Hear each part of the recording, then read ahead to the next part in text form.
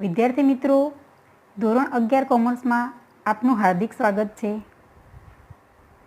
હું ખુશ્બુ પટેલ. મેં એમ.કોમ એમ.એડ કર્યું છે. હું ધોરણ 11માં ઇકોનોમિક્સ તેમજ વાણિજ્ય પત્રવ્યવહાર અને સેક્રેટરીયલ પ્રેક્ટિસ ભણાવું છું. વિદ્યાર્થી મિત્રો, તમે કોમર્સ પસંદ કર્યું કે જેના દ્વારા તમારું કરિયર બનાવી શકો છો. ધોરણ 11 એ તમારા માટે પાયાનું વર્ષ છે. તમારા આગળના અભ્યાસ માટે મદદરૂપ થશે. તમે ધોરણ 12 પછી ગ્રેજ્યુએશનમાં બીકોમ, બીબીએ, બીસીએ અને પોસ્ટ ગ્રેજ્યુએશનમાં એમ.કોમ, એમબીએ, એમસીએ તેમજ પ્રોફેશનલ કોર્સમાં સીએ અને સીએસ કરી શકો છો. હવે આપણે વાણિજ્ય પત્રવ્યવહાર અને સેક્રેટરીયલ પ્રેક્ટિસ વિશે સમજીએ કે આપણે સૌપ્રથમ વાણિજ્ય પત્રવ્યવહાર કોને કહીશું. તો વાણિજ્ય પત્રવ્યવહાર એટલે કે માહિતીને એક જગ્યાએથી બીજી જગ્યાએ પહોંચાડવી. ધંધાકીય એકમમાં જે તે માહિતી છે એની આપ-લે જોવામાં આવે છે. એટલે કે એના કારણે જે એક વ્યક્તિ છે જે તે માહિતી કે સંદેશો છે એને બીજી જગ્યાએ પહોંચાડે છે. આમ આ માહિતી પહોંચાડી એ ખૂબ જ અગત્યની છે. એટલે કે એ નવી ટેકનોલોજીના કારણે એ માહિતી ઝડપથી પહોંચાડે છે. એ માહિતી એ પત્ર દ્વારા, મેલ દ્વારા વગેરે દ્વારા પહોંચાડવામાં આવે છે. આમ સામાજિક, સાંસ્કૃતિક, વેપારિક અને સાહિત્યિક પ્રવૃત્તિની વાત કરીએ તો એક બાબત એ સ્પષ્ટ છે કે વિવિધ હેતુસર કરવામાં આવતી જે આ પ્રવૃત્તિમાં સામ્યતા તો છે જ અને ભેદ પણ છે. એટલે કે વિવિધ પ્રકારના માહિતી સંચાર માટે આગવી શૈલી હોય છે અને તેના કૌશલ્ય પણ જુદા જુદા જોવા મળે છે. આ વિવિધતાનો સભાનતાપણે વિનિયોગ કરવો. આમ વિશિષ્ટ પ્રકારની જે શૈલી, કૌશલ્ય અને યોગ્ય માધ્યમનો ઉપયોગ કરીને માહિતીને જે એક જગ્યાએથી બીજી જગ્યાએ આપ-લે કરવામાં આવે છે એ પ્રક્રિયાને માહિતી સંચારની પ્રક્રિયા કહેવામાં આવે છે. એટલે કે માહિતી છે એને જે યોગ્ય ભાષા, શૈલી અને કૌશલ્યનો ઉપયોગ કરી અને એ માહિતીને એક જગ્યાએથી બીજી જગ્યાએ જે સરળ રીતે પહોંચાડવામાં આવે છે તો એ કોમ્યુનિકેશન છે. આમ ધંધાકીય એકમમાં લેખિત પત્રવ્યવહાર એ ખૂબ જ મહત્ત્વનો છે. કોમ્યુનિકેશન એ લેખિત પણ હોઈ શકે છે અને મૌખિક, પરંતુ લેખિત કોમ્યુનિકેશન છે એ ખૂબ જ ઇમ્પોર્ટન્ટ દર્શાવે છે. વાણિજ્ય વ્યવસ્થામાં એકની મર્યાદાએ બીજા સ્વરૂપનું ઉદ્ભવનું કારણ બન્યું છે. એટલે કે જુદી જુદી વિચારધારાઓ અસ્તિત્વમાં આવી. નવીન શોધના કારણે જે માહિતીનું આદાન પ્રદાન એ ઝડપી બન્યું છે. જે નવીન ટેકનોલોજીના કારણે જે તે માહિતી છે એ આપણે સરળતાથી અને ઝડપી પહોંચાડી શકીએ છીએ. તો એ મેલ દ્વારા, એટલે કે માહિતી જે તે વ્યક્તિને પહોંચાડવાની છે એ વ્યક્તિ પાસે ઝડપથી એ સંદેશો પહોંચી શકે છે. આમ કોર્પોરેટ સંસ્થાઓએ પ્રત્યક્ષ કે પરોક્ષ રીતે માનવ જીવન સાથે સંકળાયેલ છે. કંપનીનું સંચાલન એ સંચાલક મંડળ કરે છે, પરંતુ રોજબરોજનું કાર્યનું જે કરવાનું છે એના માટે એક વ્યક્તિની નિમણૂક કરવામાં આવે છે. તો એ વ્યક્તિ છે સેક્રેટરી. એટલે કે સંચાલન કરે છે, પરંતુ જે તે કાર્યો કરવાના છે એ માટે એક વ્યક્તિની જે નિમણૂક થાય છે એ વ્યક્તિ રોજબરોજના કાર્યનું સંચાલન કરે છે. આમ કંપનીના સંચાલનમાં જે સેક્રેટરીનું સ્થાન એ ખૂબ જ મહત્ત્વનું છે. સંચાલક મંડળ એ પોતે જે તે નિર્ણય કરે છે. એ નિર્ણયોનું જે નિયમો છે એનું એ રચના કરે છે અને એ રચના મુજબ જે સેક્રેટરી છે એ પોતે પોતાનું કાર્ય ફરજ બજાવે છે. આમ ધંધાકીય એકમમાં સેક્રેટરીનું સ્થાન એ ઇમ્પોર્ટન્ટ દર્શાવે છે. વિદ્યાર્થી મિત્રો, વાણિજ્ય પત્રવ્યવહાર અને સેક્રેટરી પ્રેક્ટિસમાં 2 વિભાગ છે, જેમાં સૌપ્રથમ વાણિજ્ય પત્રવ્યવહાર. તેમાં સૌપ્રથમ છે માહિતી સંચારનો અર્થ અને તેની પદ્ધતિઓ. તો માહિતી સંચાર એટલે કે માહિતીની આપ-લે કરવામાં આવે તેને કોમ્યુનિકેશન કહેવામાં આવે છે. સામાન્ય રીતે જે તે માહિતી એક વ્યક્તિથી બીજી વ્યક્તિ દ્વારા જે પહોંચાડવામાં આવે છે એને માહિતી સંચાર કહેવામાં આવે છે. આમ માહિતી સંચારની પ્રક્રિયાનો ઉપયોગ ધંધાકીય એકમમાં કરવામાં આવે તો તેને વાણિજ્યિક માહિતી સંચાર કહેવામાં આવે છે. માહિતી સંચાર એ દરેક જગ્યાએ જોવા મળે છે, પરંતુ જો એ માહિતી સંચાર એ ધંધાકીય હેતુ માટે કરવામાં આવે છે તો એવા માહિતી સંચારને વાણિજ્યિક માહિતી સંચાર કહેવામાં આવે છે. તેમજ માહિતી સંચાર એ લેખિત અને મૌખિક બંને રીતે કરવામાં આવે છે, પરંતુ લેખિત માહિતી સંચાર એ ખૂબ જ મહત્ત્વનો ગણવામાં આવે છે. કેમ કે એ આપણી પાસે એક પ્રકારનો એ લેખિત પુરાવો છે, માટે એ માહિતી સંચાર એ ખૂબ જ અગત્યતા ધરાવે છે. હવે આપણે જોઈએ અસરકારક પત્રવ્યવહાર અને તેની જુદી જુદી શૈલીઓ.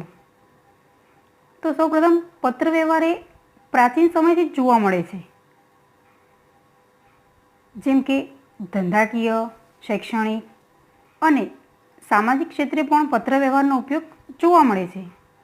આમ પત્રવ્યવહાર એ ઔપચારિક અને અનૌપચારિક રીતે જોવા મળે છે.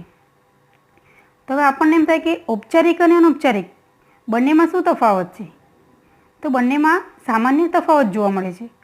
તો સૌપ્રથમ ઔપચારિક પત્ર કે જેમાં ધંધાકીય એકમને લગતા જ પત્રો અને સરકારી સંસ્થાને લગતા પત્રોનો સમાવેશ થાય છે. ઔપચારિક પત્રમાં ધંધાકીય એકમ અને સરકારી સંસ્થાને લગતા પત્રોનો સમાવેશ કરવામાં આવે છે, જ્યારે અનૌપચારિક પત્રોમાં એ સામાજિક ક્ષેત્રને લગતા પત્રોનો સમાવેશ કરવામાં આવે છે. અહીં અનૌપચારિક પત્રો છે એને ધંધાકીય સાથે કોઈ રિલેશન હોતું નથી. એ ફક્ત સામાજિક ક્ષેત્રમાં જ પત્ર લખવામાં આવે છે.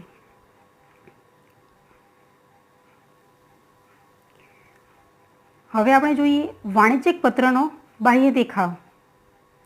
સામાન્ય રીતે જે પત્ર આપણે જોઈએ છીએ તે બાહ્ય રીતે ખૂબ જ યોગ્ય હોવા જોઈએ. એટલે કે જે તે ધંધાકીય એકમમાં પત્રની રજૂઆત કરીએ છીએ આપણે, તો એ પત્ર ધ્યાનાકર્ષક હોવા જોઈએ કે પત્રમાં એ જે વિગત દર્શાવીએ છીએ એ આપણે યોગ્ય રીતે એની રજૂઆત હોવી જોઈએ.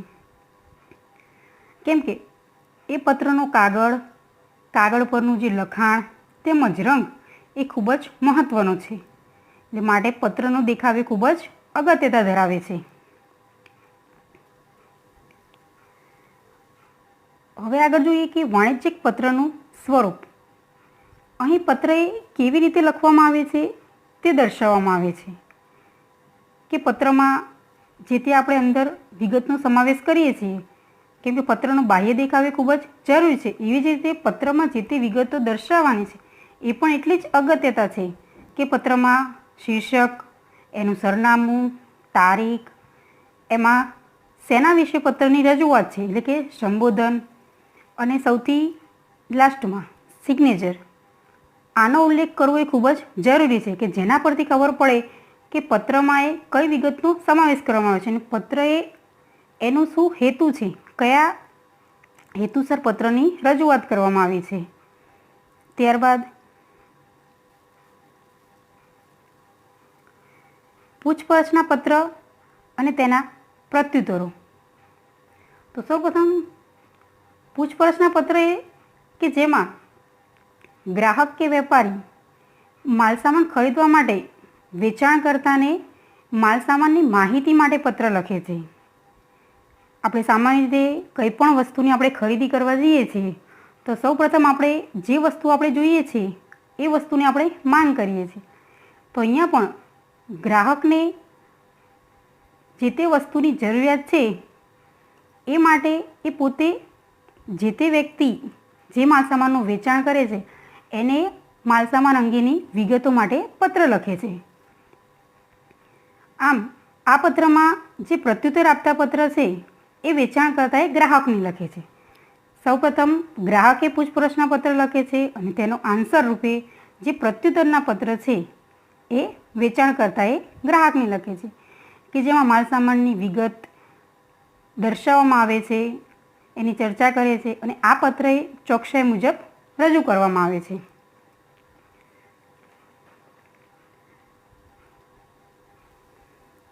હવે આપણે જોઈએ ઓર્ડર આપતા, અમલ કરતા અને રદ કરતા પત્રો. તો અહીં ગ્રાહકે જે પૂછપરછના પત્ર અને પ્રત્યુત્તરના પત્ર છે એ વેચાણકર્તાએ લખ્યો છે. પછી ત્યારબાદ જે તે માલસામાન અંગેની વિગત મળી જાય છે ત્યારે ઓર્ડર આપતા પત્ર એ લખવામાં આવે છે કે જ્યાં ખરીદનાર અને વેચનાર વિવેકપૂર્ણ ભાષાનો ઉપયોગ કરી માલસામાનની ખરીદી માટે આ પત્ર લખે છે, એટલે કે પત્ર લખવામાં આવે છે. તેમજ પત્ર દ્વારા ખરીદનાર અને વેચનાર વચ્ચે એક લેખિત કરાર જોવા મળે છે. કેમ કે બંને વ્યક્તિ છે, ખરીદનાર અને વેચનાર, એટલે કે ઓર્ડર આપનાર વ્યક્તિ છે એ પોતે લેખિત સ્વરૂપમાં જે તે માલસામાન છે એની એ માંગ કરે છે અને સામે વેચનાર છે એ જે તે વસ્તુ છે એની એ ગ્રાહકને એ વસ્તુ પહોંચતી કરાવે છે. આમ ઓર્ડર પત્ર મળે છે અને તે પત્રમાં દર્શાવેલ માલસામાનની જે સમયમર્યાદાની અંદર જ ગ્રાહકને એ માલસામાનને મોકલી આપવામાં આવે છે તે અહીં ચોક્કસ ધ્યાનમાં રાખવામાં આવે છે. પરંતુ કેટલીક વખત ગ્રાહક માલસામાનનો ઓર્ડર આપે છે અને સંજોગો વખત તે માલસામાન ખરીદવા માટે તે પોતે તૈયાર થતા નથી, એટલે કે ઓર્ડર જે આપે છે એ ઓર્ડરને એ ગ્રાહક એ પોતે રદ કરવા માગે છે, એટલે કે માલસામાન પહેલાં ખરીદી કરવા દર્શાવે છે પરંતુ કોઈ કારણસર એવા સંજોગો ઊભા થાય કે જેના કારણે એ માલસામાને પોતે ખરીદતા નથી, તો એ સમયે ઓર્ડર રદ કરતા પત્રોની લખવામાં આવે છે, રજૂઆત કરવામાં આવે છે.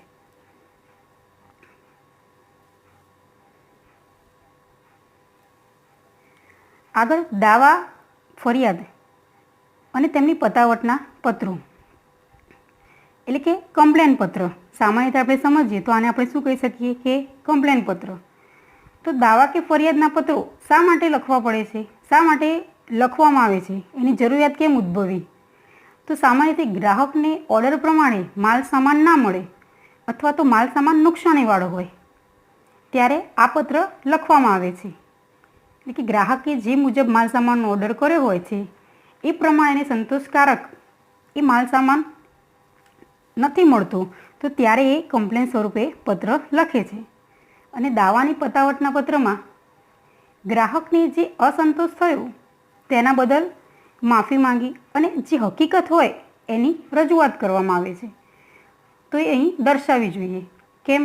તો એના કારણે જે ગ્રાહકનો જે વિશ્વાસ છે એ જળવાઈ રહે, કે જેના દ્વારા આપણે ગ્રાહક અને વેપારી વચ્ચે જે સંબંધ છે એની યોગ્યતા જળવાઈ રહે. કેમ કે જે કોઈ કારણસર માલ સામાન એ નુકસાનીવાળો હોય અથવા તો ના પહોંચ્યો સમયસર તો એના બદલ જે ગ્રાહકને જે ખોટી એનામાં પોતે શંકા ઊભી થાય એ એને દૂર કરવી જોઈએ વેપારીએ.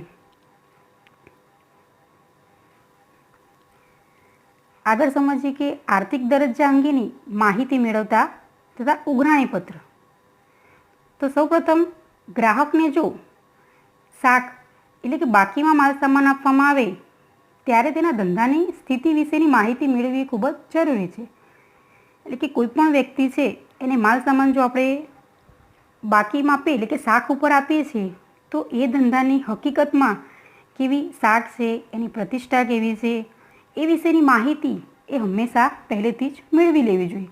કેમ કે આપણે જે માલ સામાન આપીશું તેના જે તે માલ સામાનની કિંમતના નાણાં કેટલા સમયમાં પાછા મળશે એ આપણે જાણવું એ ખૂબ જ જરૂરી છે. આમ આ વિશેની માહિતી આપણને અન્ય પેઢી દ્વારા કે બેંક દ્વારા સરળતાથી મળી શકે છે. કેમ? તો જે વ્યક્તિ એ પેઢી સાથે જોડાયેલ છે એ વ્યક્તિ આપણને હકીકતમાં સાચી માહિતી આપણને આપી શકે છે અને બેંક દ્વારા પણ આપણને એ જ માહિતી હકીકતમાં મેળવી શકાય છે.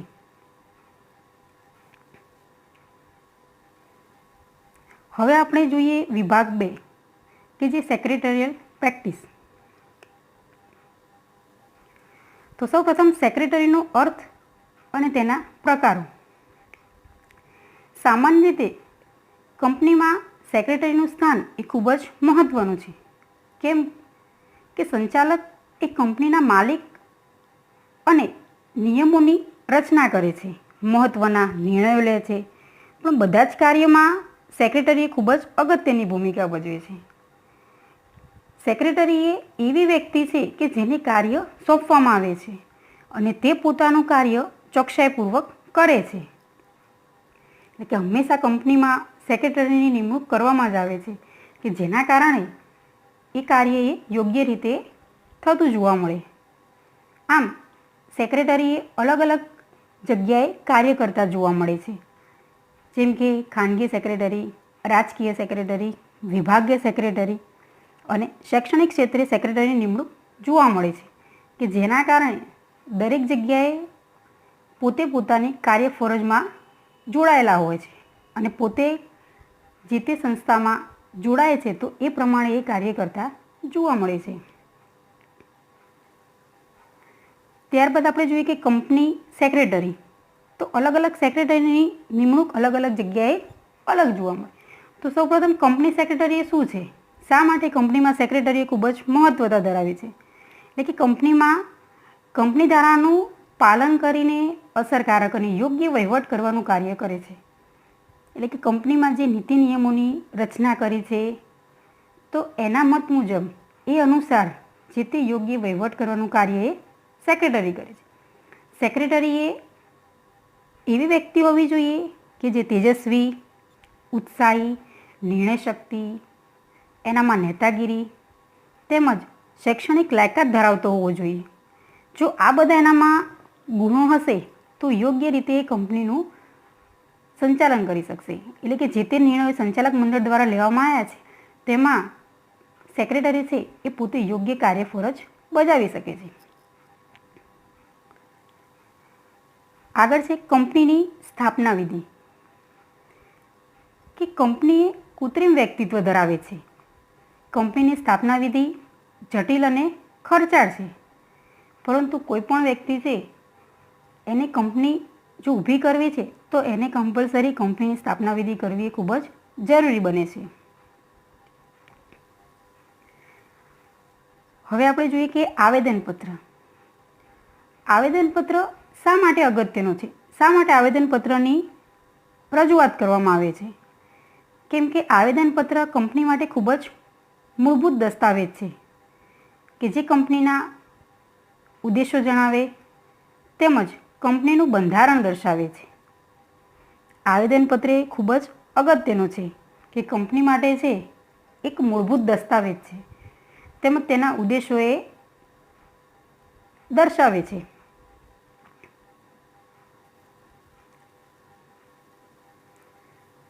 હવે આપણે જોઈએ કે નિયમનપત્ર.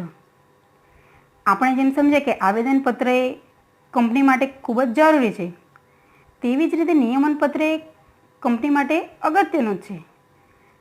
અને નિયમનપત્ર એ આંતરિક સંચાલન કરવા માટે ઉપયોગી છે, જ્યારે આવેદનપત્ર એ મૂળભૂત દસ્તાવેજ છે અને નિયમનપત્ર એ કંપનીનું આંતરિક સંચાલન કરવા માટે ઉપયોગી છે. ત્યારબાદ વિજ્ઞાપનપત્ર. તો શા માટે વિજ્ઞાપનપત્રની રજૂઆત કરવામાં આવે છે? કેમ કંપની વિજ્ઞાપનપત્ર બહાર પાડે છે? તો સામાન્ય રીતે કોઈ પણ વ્યક્તિ શેરની ખરીદી કરવી હોય તો કેવી રીતે ખરીદી શકે? ખરીદી આપણે કરવી છે શેરની તો કેવી રીતે આપણને જાણ થઈ શકે? તો એની માહિતી માટે જે જાહેર કંપની દ્વારા જાહેર જનતાને શેર કે ડિબેન્ચર ખરીદવા માટે દસ્તાવેજ દ્વારા આમંત્રણ આપવામાં આવે છે તો એ વિજ્ઞાપનપત્ર છે. એટલે કે જાહેર જનતાને જો શેરની ખરીદી કરવી હોય તો એના માટે જે આમંત્રણ આપવામાં આવે છે એને આપણે કહી શકીએ વિજ્ઞાપનપત્ર. અને હંમેશા વિજ્ઞાપનપત્ર છે એ લેખિત સ્વરૂપમાં જ હોવો જોઈએ, કે એના આધારે ખબર પડે છે આપણને કે કઈ તારીખે કઈ કંપનીના શેર એ ઇસ્યુ થયા છે. તો એના આધારે આપણને ચોકસાઈપૂર્વક જે પરફેક્ટ માહિતી મળે છે અને આપણે જો શેરની ખરીદી કરવી હોય તો આપણે એ શેર ખરીદી કરી શકીએ છીએ. ત્યારબાદ શેર મૂડી અને શેરના પ્રકારો. સામાન્ય રીતે આપણે જાણીએ છીએ કે શેર ખરીદવા હોય તો કેવી રીતે આપણે ખરીદી શકીએ છીએ અને શા માટે શેર એ ખૂબ જ મહત્ત્વના છે. કંપની માટે શેરનું જે અગત્યતા છે એ ખૂબ જ છે. તો સામાન્ય રીતે શેર કોને કહી શકીએ આપણે? તો શેર એટલે કે જે મૂડી છે એને નાના નાના ભાગમાં વહેંચવામાં આવે છે. જે કંપનીની મૂડી છે એને આપણે શું કરીએ છીએ? નાના નાના ભાગમાં વહેંચવામાં આવે છે. અને શેરના પ્રકાર એ બે રીતે જોવા મળે છે. એક તો છે ઇક્વિટી શેર અને બીજું છે પ્રેફરન્સ શેર. તો બંને રીતે શેરને વિભાજિત કરી શકીએ છીએ, પરંતુ સૌથી અગત્યના શેર એ ઇક્વિટી શેર છે કે જેમાં ઇક્વિટી શેર છે એ કંપનીના સાચા માલિકો છે કે જેમને ડિવિડન્ડ મળે છે, પરંતુ ક્યારે? કે પ્રેફરન્સ શેરને મળ્યા પછી. અને પ્રેફરન્સ શેર એ કંપનીના નફામાંથી ઇક્વિટી શેર પર ડિવિડન્ડ ચૂકવતા પહેલાં ડિવિડન્ડ મેળવવાનો હક ધરાવે છે. પ્રેફરન્સ શેર એવા છે કે કંપનીનો જે નફો થાય છે એમાંથી સૌપ્રથમ ડિવિડન્ડ મેળવવાનો હક એ પ્રેફરન્સ શેર હોલ્ડરોને મળે છે.